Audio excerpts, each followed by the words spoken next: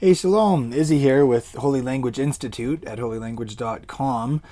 Did you know that there's an early Christian tradition that the lintel in the temple collapsed on the day that Yeshua of Nazareth was crucified? Did you also know that there is a Jewish tradition that 40 years before the temple was destroyed, so right around 30 AD or 30 CE, as we'd say in Jewish circles, the Sanhedrin was exiled.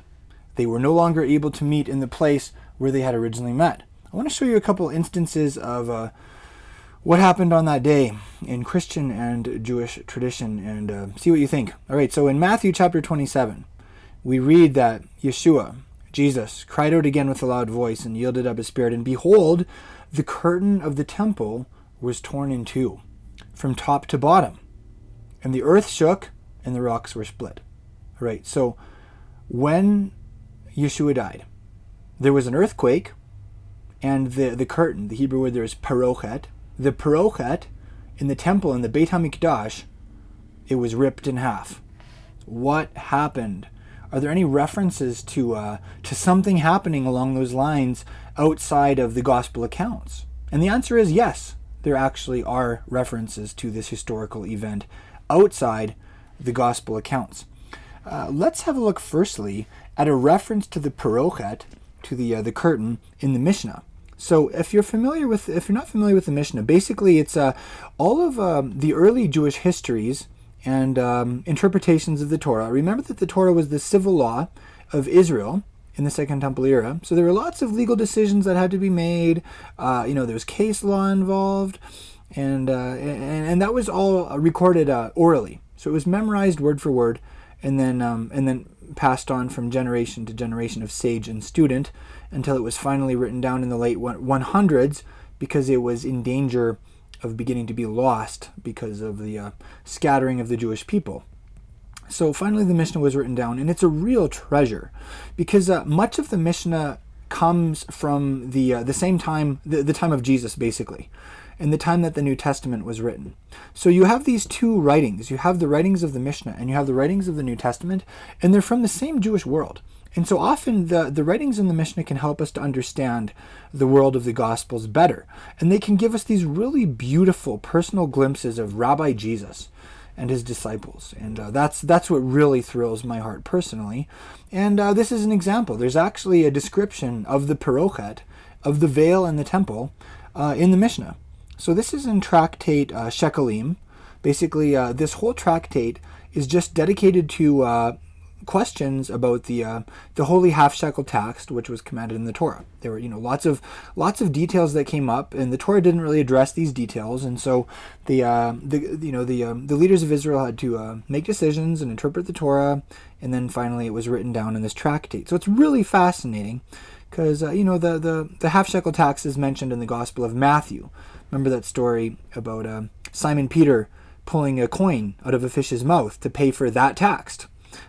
And we see some really neat parallels between the Gospels and the Mishnah, even with that story and in this tractate in general. So it's really neat to see what it says about the parochet, the curtain. Handbreadth, it was a whole handbreadth thick. So that's pretty thick right there. It's roughly 4 inches.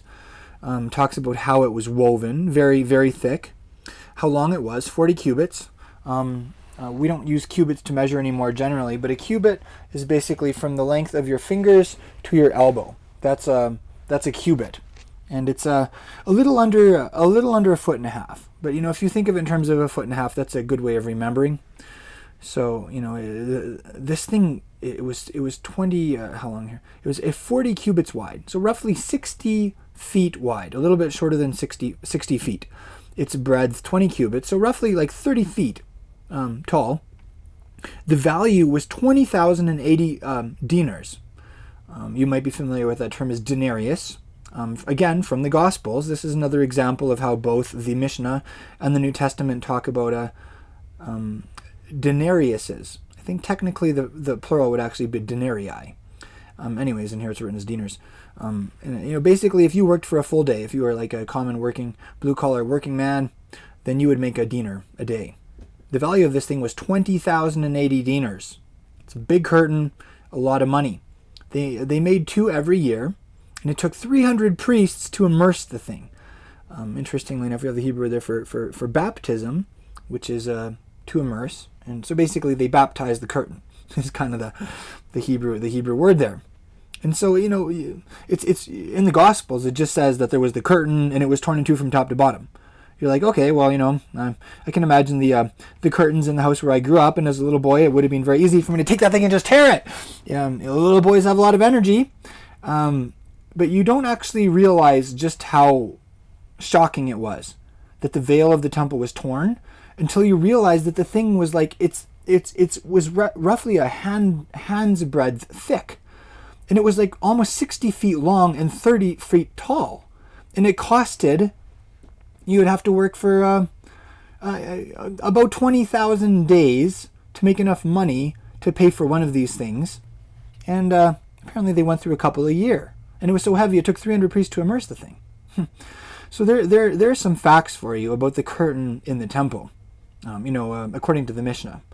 And, some people are really paranoid of Jews. Seriously. And sometimes you get that from, there's certain attitudes in Christian circles even where people are like, well, if it's Jewish, you can't trust it. Those Jews, they just added to the Bible. And that's very unfortunate in my opinion, because when we take that attitude, we're missing out on so much. We're missing out on opportunities to learn about the Jewish world of Jesus. We're missing out on opportunities to learn more about the context of the New Testament. And don't get me wrong, we don't have to read extra biblical literature to have a relationship with God, to follow Yeshua for ourselves, to be fantastic disciples. You don't need to know Hebrew to have that. But at the same time, it's definitely meaningful, and it can help us to understand the Bible better. This is an example. So, why not? So anyways, this is an example of how the Mishnah isn't scary stuff, and it isn't bad. There isn't some evil conspiracy of the rabbis here. They're just recording history. They're telling you how big the curtain was. Like the curtain that the Gospels talk about. This is why I love this Mishnah Snapshot series that I'm doing at holylanguage.com. Because it just helps us to understand the New Testament better. It gives us a clearer look at Yeshua. All right, let's look at a couple more references here. Because seriously, it gets better. There's some notes on the curtain, the Perochet. So Jerome. Jerome was one of the early church fathers, so to speak. He translated the Bible into Latin. And he wrote something in a letter to this lady, how do you say her name? Would you say Habidiah or Habadiah? I think Habidiah sounds nicer, although you may not want to name your daughter this. Just a tip. If you're going to, then give it to her as a middle name. We see here that Jerome wrote in response to one of her questions, the gospel that St. Matthew wrote in Hebrew doesn't say that the veil was torn, but that the top of the lintel, which was of prodigious size, collapsed. Now, let's take note of a couple things. Firstly, it's interesting that Jerome, okay, listen, this guy wrote, he translated the Bible into Latin, okay? He was a serious Bible scholar, and he was actually a very serious historian also. He lived roughly in the 300-400s, and if anybody knew his stuff, it was probably Jerome. And it's interesting that he believed that at least part of the New Testament, the first book in the New Testament, he believed that it was written in Hebrew. Interesting. I personally don't think that you or I know our history better than Jerome. So that's interesting in and of itself. I often hear this mantra, well, the New Testament was written in Greek. Well, actually, according to Jerome and all the early church fathers, not all of the New Testament was. So that's interesting in and of itself. It's also interesting that he has this tradition. So this was a tradition from early Jewish Christians, basically, that the top of the lintel, so this is the big stone lintel in the temple, it collapsed. Why did it collapse? Well, there was an earthquake. Earthquakes, stone buildings, they're not always so compatible. Let's look at another early historical reference. So that was Jerome, a Christian reference. We also have a couple Jewish references. Now, I just told you, that sometimes people are too scared of Jewish tradition and historical Jewish sources, and I really hope you're not, because if you are, you're going to be missing out on a lot.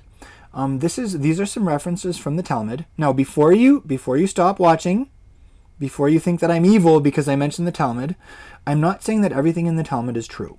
I'm not saying that everything in the Talmud is good doctrine or is infallible, like infallible interpretations of the Bible. Okay? And you know what? Even the sages in the Talmud didn't think that. Basically, the Talmud is this one, it's like this one extremely long record of arguments between the Jewish sages. If you've ever heard the phrase 2 Jews, 3 opinions, that like comes from the fact that, the Jewish people, they learn the Talmud and they learn about all these different ways of looking at things and interpret things, and they learn how to debate. And thus you have 2 Jews, 3 opinions, right? And you know what? That's a good thing. It's a good thing to not be scared of different opinions. It's a good thing to not be scared of debate and free speech. Like, those are values that Western society is based on, and those are values that are very much espoused in Jewish history and in the Talmud, right? So anyways, all that to say, it's okay to use the Talmud as his historical source, because there's a lot there and it can be useful. And this is an example. In Sanhedrin 41a, something is talked about that's repeated in very similar words in Shabbat 15a and Avodah Zarah 8b. 40 years before the destruction of the temple. Okay, when was the temple destroyed? 70 AD or 70 CE, as Jewish people would say. The temple was destroyed in 70 CE. 40 years before that was 30 CE. The Sanhedrin was exiled and took up residence in Hanut. What is Hanut? That's a Hebrew word. It basically means shops. Like a Hanut is like a shop. It's like a marketplace. So that was an area, right around the temple. For some reason, the Sanhedrin had to leave where they would generally convene, and they had to start meeting like in the marketplace, basically, around 30 AD. I wonder why. Rabbi Isaac ben Avdimi said, "This is to teach that they didn't try cases of fines." Cases of fines? Here's the general reaction to that. Can you really think so? Say rather, they didn't try capital cases. All right, so take note of that. 40 years before the temple was destroyed, around 30 AD, the Sanhedrin was no longer able to meet in the place where they usually met. They were exiled, so to speak, and they no longer tried capital cases. What happened in 30 CE? Could it be that the time when they decided that Yeshua of Nazareth should die, maybe that was the last capital case they ever decided? And I mean, I understand there is some question about the legal proceedings surrounding Jesus' case. It took place at night, which was illegal. It didn't take place in the where the Sanhedrin usually met, which was illegal. Not all the members of the Sanhedrin were there, which was illegal. It was kind of a gong show. It was kind of like a kangaroo court. All right, like I get that, but it's still interesting that some of the members of the Sanhedrin were there, and it's interesting that something happened. So they weren't able to try capital cases anymore, and they weren't able to meet in their usual place. Let's look at one more reference in Rosh Hashanah 31a. Rabbi Judah ben Nidi said in the name of Rabbi Yochanan, the Shekhinah, and let's talk about that word for 1 second also before we go any further. This word isn't actually in the Bible. It isn't in the Hebrew Bible. Did you know that? This is a word that is used in later Hebrew, what we call Mishnaic Hebrew. So this is like the Hebrew of the rabbis. And the verb for this word is shachan, and it means to dwell. So God's dwelling place, his tabernacle in the wilderness, was the Mishkan. And then from that we get Shekhinah. It's like the where God dwells, the dwelling place of his glory. It's interesting that we have this like rabbinic Hebrew term that somehow got into the Christian world and became very popular as the Shekinah glory of God. If you want to say it right, don't say Shekinah and don't say Shekinah, say Shekhinah. Shekhinah is how we actually say it in Hebrew. So the Shekhinah left Israel by 10 stages. This we know from reference in Scripture. That's Ezekiel. And the Sanhedrin correspondingly wandered to 10 places of banishment. That's like to exile. This we know from tradition, namely from the chamber of hewn stone to Hanut, and then there were several other places where they ended up going until they finally ended up in Tiberia or Tiberias, which ironically is on the shores of the Sea of Galilee. Okay. So, the place they originally met is referred to as the chamber of hewn stone. The Hebrew word for that is lishkat hagazit. A lishka is like a room or a chamber or a hall. I like the word hall best. It just sounds bigger and more open. And then gazit is like a hewn stone or like polished stone. So if you have stone that's cut and polished, that's gazit. So I mean, you can call that chamber of hewn stone. I've heard it referred to as the hall of polished stone, which I think sounds nicer personally. Anyways, that's where they originally met, and then they have this big hall of hewn stone, and for some reason, in 30 CE, they couldn't meet there anymore. They had to move to like the marketplace, to the place where all the shops were. What happened? Isn't that interesting? So basically what you get from that is somewhere around 30 CE, there was an earthquake, the lintel in the temple collapsed, the massive veil was torn, and the Sanhedrin was no longer able to try capital cases or meet in the chamber of hewn stone. And this is what it says in the Gospels. This is what it says in early Christian history in Jerome. And then, interestingly enough, we see very strong echoes of this historical event in the Gemara, in the commentary in the Talmud. Okay, I wanted to just share one more thing with you that you may not be aware of. Did you know that the Sanhedrin has been reformed after almost 2,000 years of exile? You can go to thesanhedrin.org and you can read about the reestablished Jewish Sanhedrin.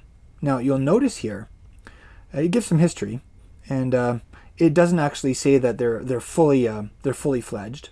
It's a current attempt to reestablish the Sanhedrin, which is generally referred to as the nascent or the developing Sanhedrin.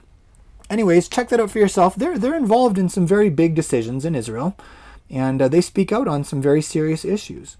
And they may not be fully fledged, but at the same time, they're real. And they're there, and this is going somewhere.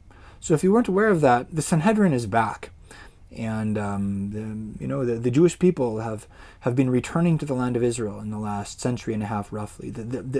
Israel has been reestablished as a state amongst the nations, and then the Sanhedrin has begun to reform. And in fact, there was even a Korban Pesach. There was something of a Passover sacrifice, right by the Temple Mount.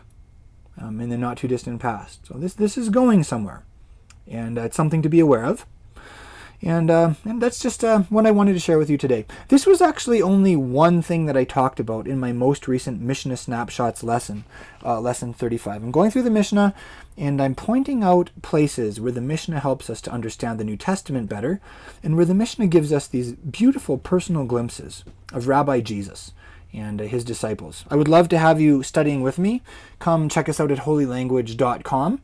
Check out the Mishnah Snapshots series. It's in the Learn section of our website.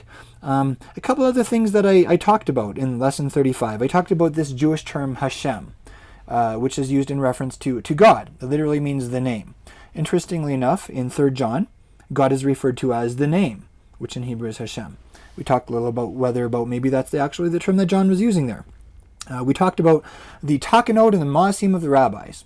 Sometimes traditional Judaism is vilified in Hebrew circles as this evil thing, and there's this phrase, the takanot and the maasim of the rabbis, and it's talked about as this really bad thing. It's those evil rabbis, and they were just adding to the Torah and making stuff up.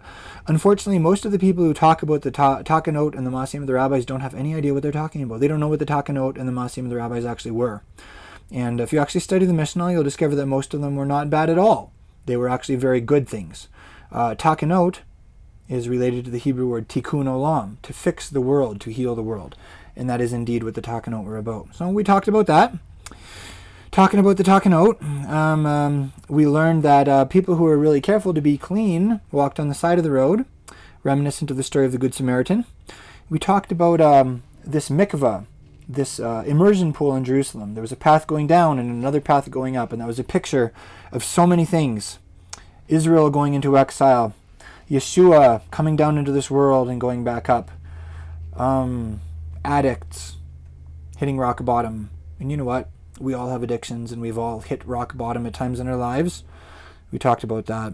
We talked about the veil of the temple in greater detail than what I just talked about it here with you. And we also talked about the fact that after the temple was destroyed, there were certain tithes and offerings that were actually still brought to Jerusalem, surprisingly. It's kind of an urban myth that after the temple was destroyed, all that stuff stopped or nothing could be brought anymore. It's actually not true. We talked about that. Anyways, thanks for joining me in this little takeaway. I hope it brought joy to your heart. I hope it strengthened your faith in Yeshua of Nazareth as the Messiah. I hope it helped you to understand the New Testament a little better, and just be assured that the gospel accounts are historically accurate, and that the events recorded therein are corroborated by external sources, also even by Jewish sources in the Talmud. Thanks again for joining me in this little takeaway, and I hope you'll come and join us at holylanguage.com.